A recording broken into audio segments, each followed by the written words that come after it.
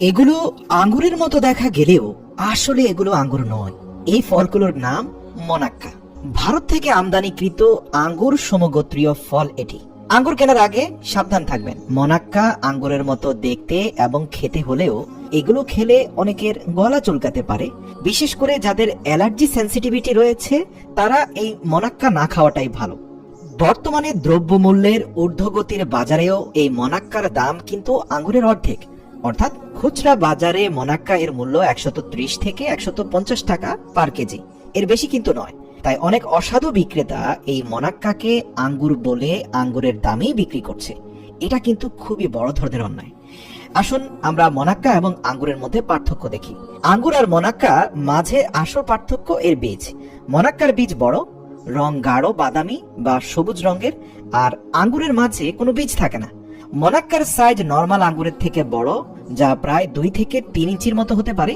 মনাক্কা আঙ্গুরের থেকে বেশি মিষ্টি, আর আঙ্গুর সাধারণত হালকা টক মিষ্টি হয়। তবে জাত ভেদে মনাক্কা আবার আঙ্গুরের থেকেও বেশি টক হতে পারে।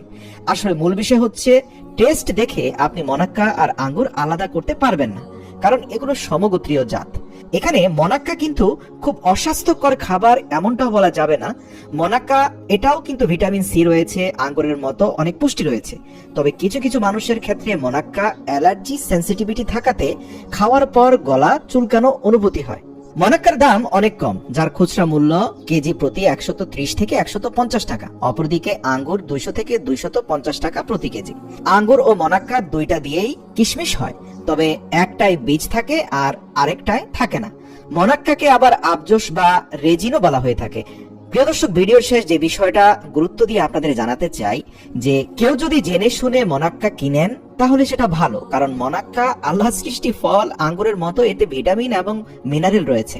এটা খাওয়া আপনার স্বাস্থ্যের জন্য অত্যন্ত ক্ষতিকর এমনটা কিন্তু নয়। পুষ্টিবিদরা শুধু বলে থাকেন যে কিছু কিছু মনাক্কা যেটা অত্যন্ত টক হয়ে থাকে সেগুলো অ্যালার্জেটিক সেন্সিটিভ হয়ে থাকে, অনেকের গলা চুলকানো অনুভূত হয়। আপনি সেই মনাক্কাগুলো না কিনলেই হবে।